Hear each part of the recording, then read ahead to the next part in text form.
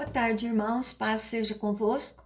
Vamos ao retorno do nosso estudo do livro do Apocalipse. Está um sucesso, viu? Glória a Deus pela sua vida, que tenha aí curtido, compartilhado, comentado, viu? Está sendo muito comentado o nosso vídeo e espero que você esteja gostando, viu? Estude, aprenda, para que nada e nem ninguém venha enganar você. Amém?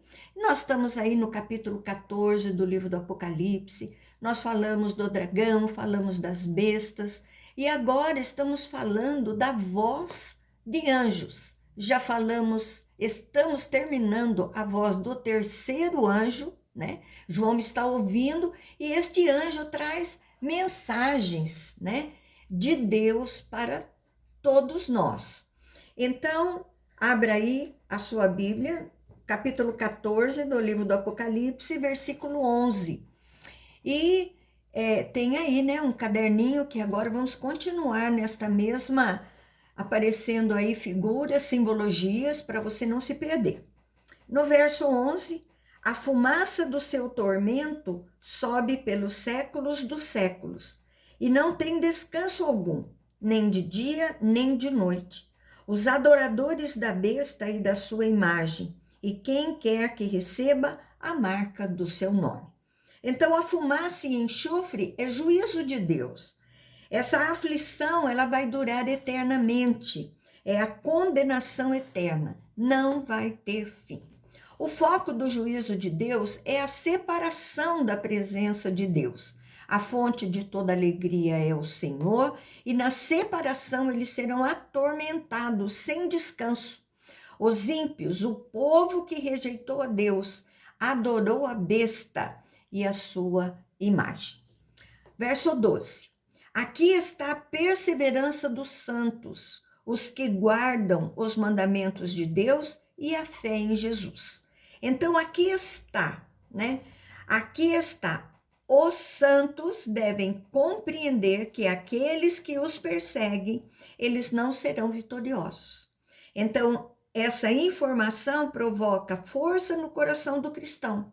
Serão honrados pelo Senhor e a besta não vai vencer. O inimigo não vai vencer. Aquele que não crê no Senhor Jesus não vai vencer. Serão atormentados eternamente, né? A vitória está naqueles que estão na presença de Deus. Agora vamos ouvir a quarta voz. Verso 13. Então ouvi uma voz do céu dizendo: escreve, bem-aventurados os mortos, que desde agora morrem no Senhor. Sim, diz o Espírito, para que descansem das suas fadigas, pois as suas obras os acompanham.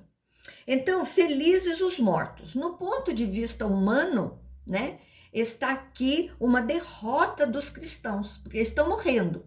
Só que, o ponto de vista espiritual e do cristão, eles estão sendo vitoriosos, eles estão morrendo por causa da perseguição dos ímpios, que eles estão matando os cristãos, e o que acontece? Eles vão para o Senhor. Então, estão no céu com o Senhor, aguardando o retorno de Jesus. Então, é uma vitória. Então, o mal, na verdade, não vai prevalecer. E então, felizes os mortos que morrem no Senhor, são os salvos. A morte não é luto eterno para quem morreu no Senhor, é felicidade, porque vai descansar na presença de Deus. Fadigas, no grego, quer dizer um trabalho feito até a exaustão, até não aguentar mais. Então, aqueles que foram até o fim, que trabalharam para Deus, eles até não conseguir mais por causa da perseguição, né? Até as suas vozes serem caladas pela morte. E as obras são todo o trabalho para o Senhor que o cristão tem feito. Então, a obra não salva, nós sabemos disso, mas elas vão acompanhar a cada um de nós quando nós estivermos no Senhor. Agora, a palavra vai falar sobre a colheita. Nós vamos ter aqui duas colheitas. Primeiro, a colheita dos servos. e segundo a colheita dos ímpios. Preste bem atenção. Verso 14.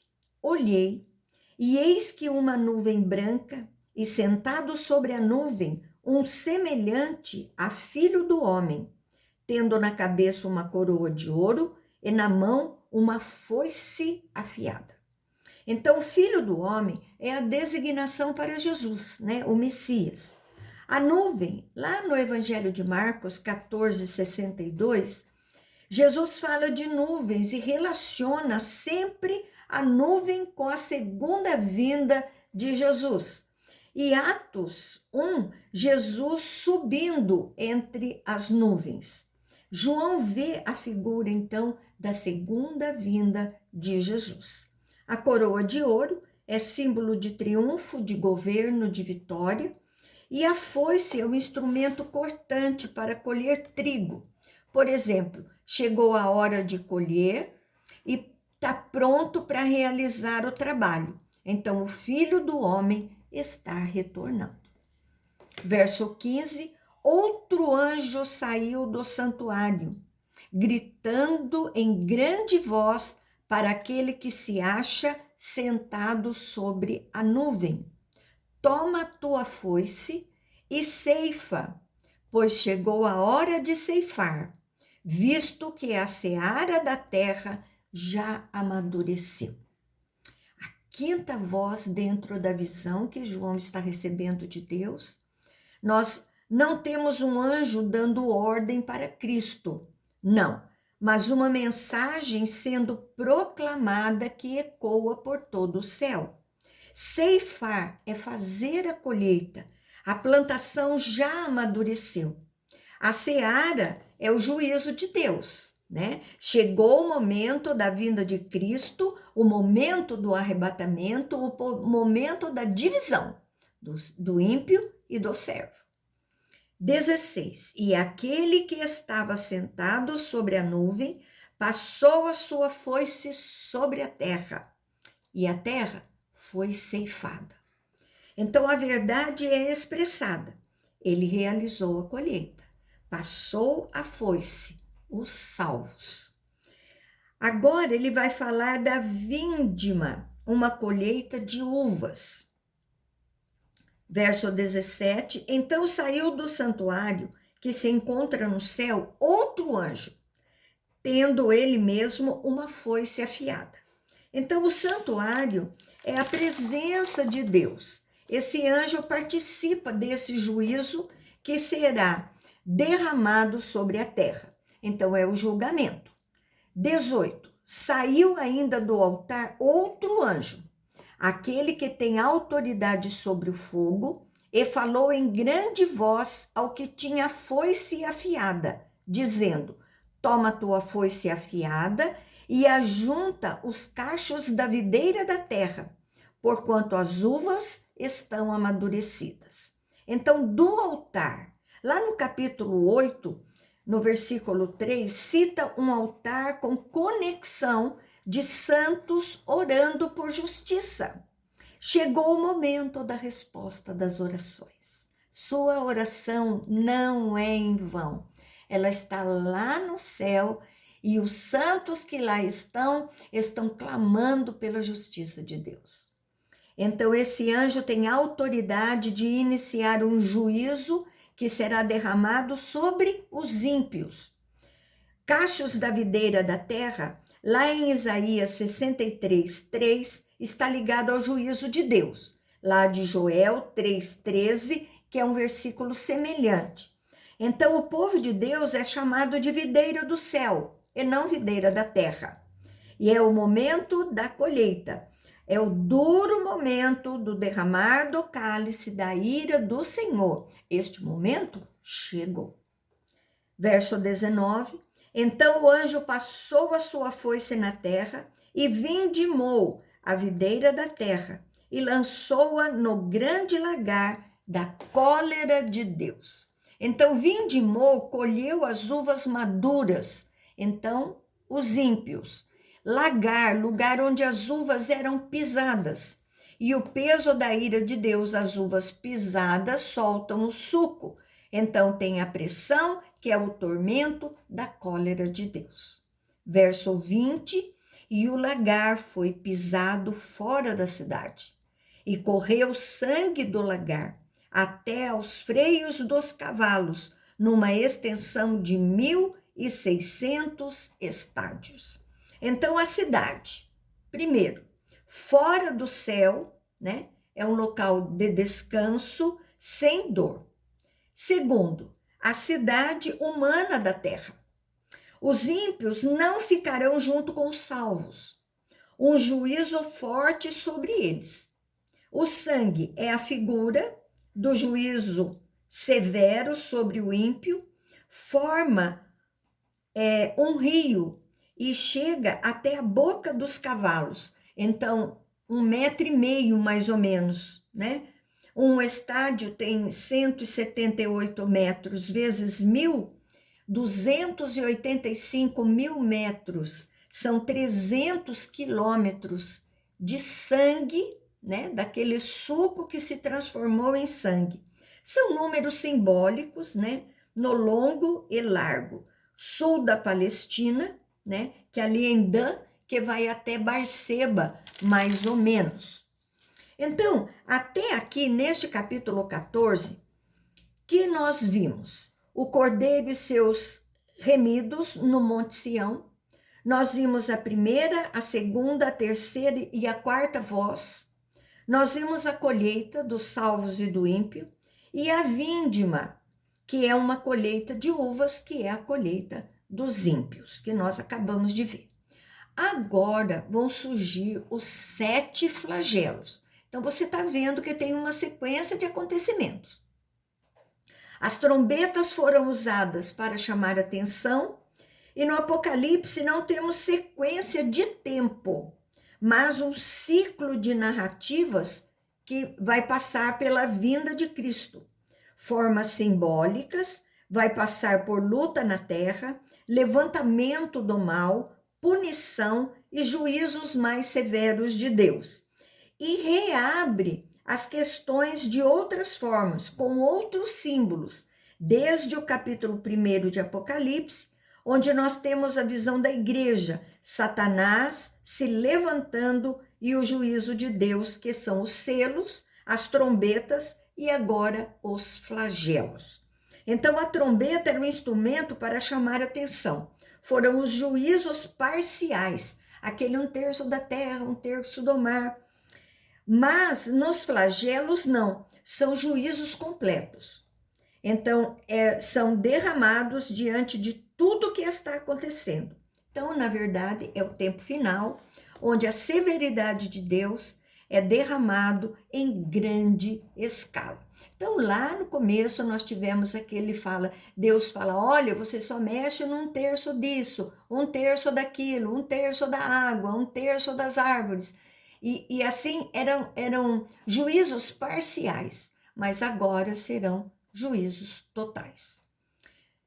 Apocalipse 15, versículo 1, e vi no céu outro sinal grande e admirável, 7 anjos tendo os 7 últimos flagelos, pois com estes se consumou a cólera de Deus.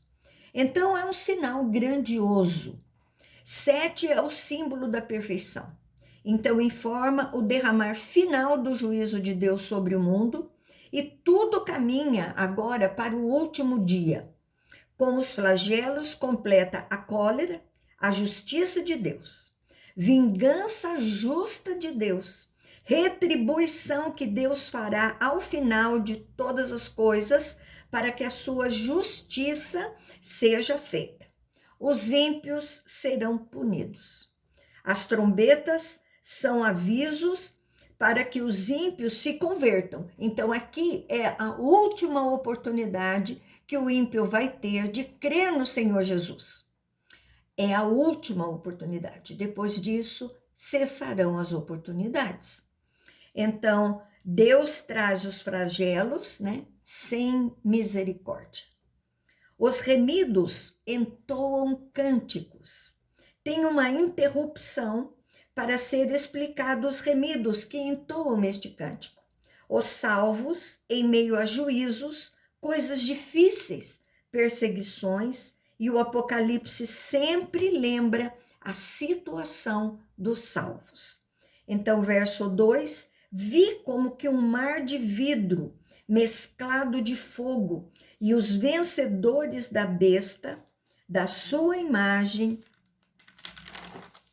e do número do seu nome, que se achavam em pé no mar de vidro, tendo harpas de Deus.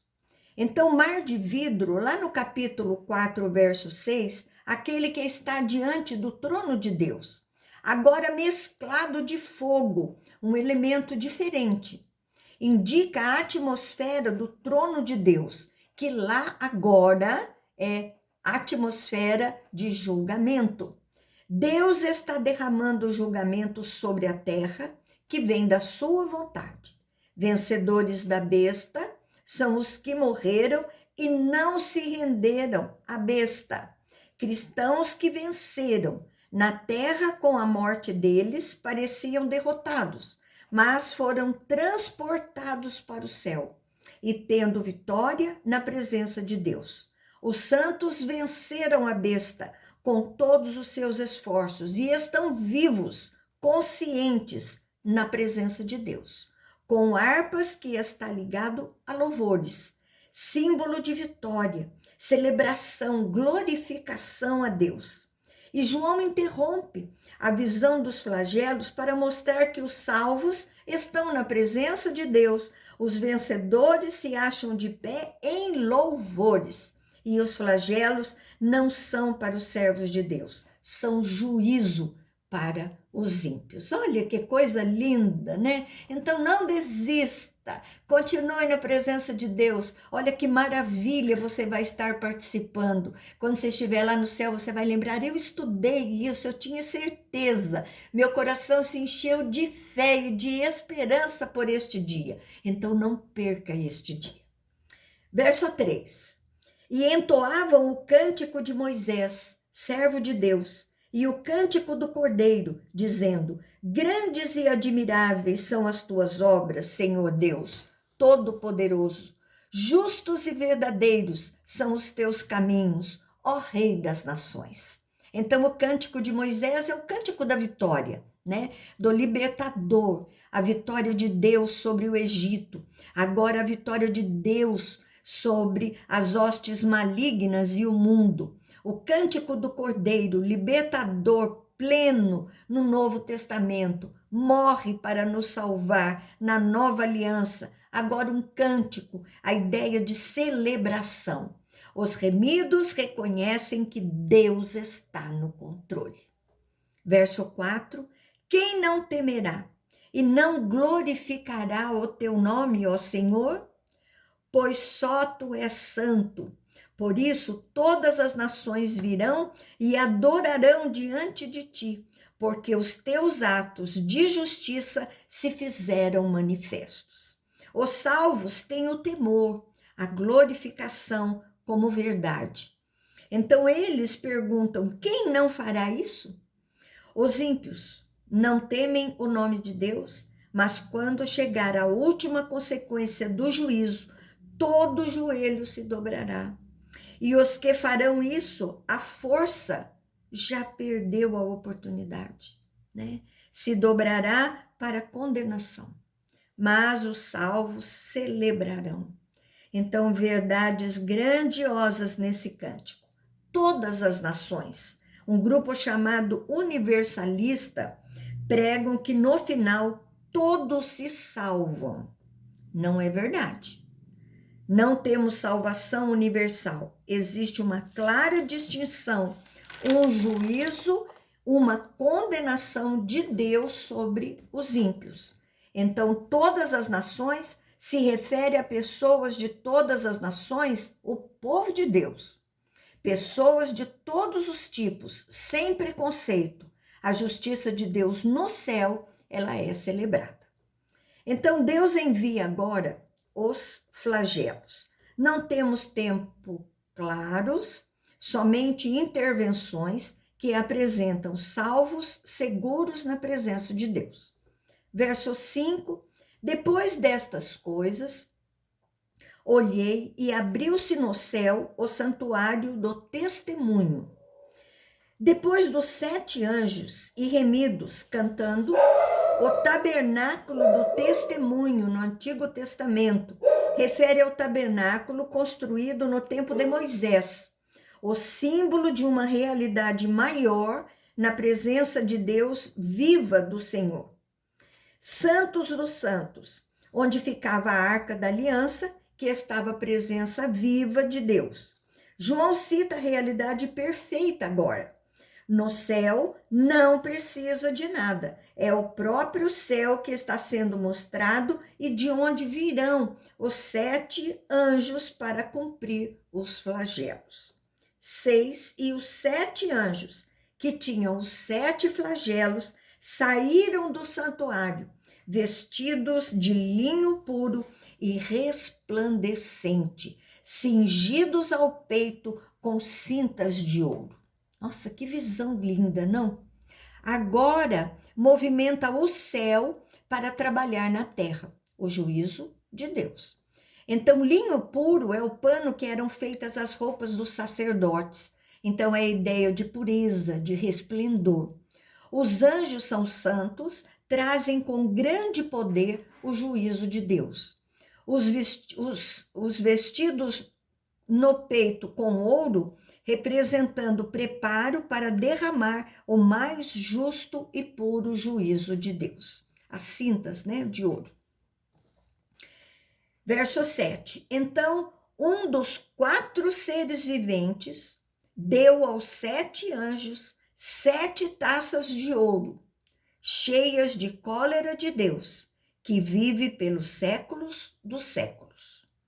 A narrativa se dá no trono de Deus, os seres viventes ficam no trono, as taças são recipientes que contêm o juízo, então será derramado de maneira completa. As oportunidades já se acabaram, o mal será punido pelo Deus eterno. Verso 8, o santuário se encheu de fumaça, procedente da glória de Deus e do seu poder. E ninguém podia penetrar no santuário enquanto não se cumprisse os 7 flagelos. Então, em Êxodo 40, 35, parecido, no santuário. 1 Reis 8, 10 fala de fumaça e glória, Então, não tem espaço para intercessão, para impedir esse juízo final. Nada impedirá a ira de Deus sobre os inimigos. Os 7 flagelos mostram os juízos de Deus até o juízo final. Então, o foco é a realização desse juízo através dos anjos e vai acabar a misericórdia de Deus. Primeiro flagelo. Os flagelos são claros, objetivos e diretos. Capítulo 16, versículo 1. Ouvi, vinda do santuário, uma grande voz, dizendo aos 7 anjos: Ide e derramai pela terra as 7 taças da cólera de Deus. A voz é de Deus, a nuvem fechou o santuário, então só Deus estava lá. A ordem é: chegaram os dias finais. O momento, as taças serão derramadas. A linguagem simbólica dos acontecimentos que Deus vai provocar no mundo aos ímpios. Agora, os acontecimentos serão curto e grosso. 16:2. Saiu, pois, o primeiro anjo e derramou a sua taça pela terra, e aos homens portadores da marca da besta e adoradores da sua imagem sobrevieram úlceras malignas e perniciosas. Então, os adoradores da besta é que são atingidos pelos flagelos finais. Os servos de Deus estão protegidos, já estão no céu, mas tem gente de Deus aqui na terra. Temos aqui uma grande ligação dos flagelos com as pragas do Egito. Mostra que da mesma forma que Deus puniu o Egito, o faraó, punirá no final dos tempos os ímpios e Satanás. E no Egito, os servos de Deus foram protegidos também. O segundo flagelo, você vê que não tem choro, né? 16:3. E derramou o segundo a sua taça no mar, e este se tornou em sangue como que de morto, e morreu todo ser vivente que havia no mar. Então, a ligação com o rio Nilo, lá no Antigo Testamento, que se tornou em sangue. Mas aqui alcança todo o mar. As trombetas eram alertas, 1/3, né? Lembra lá no começo? Mas ainda tinha misericórdia e oportunidade, agora não tem mais, né? Agora o todo é 100% do mar atingido, juízo pleno, total. Os homens serão atingidos de forma severa que não conseguem se recuperar. Aí nós temos aqui duas interpretações. Primeiro, os flagelos serão simbolismos. E segundo, serão literal, a atuação de Deus na natureza. Lá na frente, veremos que surgirá um novo céu e nova terra. Deus está renovando a terra para que os salvos vivam a realidade do paraíso, vivam o céu. Então, essa segunda interpretação literal é a que mais cabe ao nosso entendimento. Amém? Vamos parar por aqui. Semana que vem nós estaremos falando do terceiro flagelo. Então, preste bem atenção, tá tudo esquentando aí, chegamos já no tempo final. Amém? Então, que você tenha aí um restante de dia muito abençoado por Deus, na presença de Jesus, que você tenha gostado, então compartilhe, comente, fico muito feliz quando vejo comentários ali, né, a respeito da nossa aula. E então, até a próxima aula, até a semana que vem, se assim Deus permitir. Amém? Um beijo grande aí no seu coração.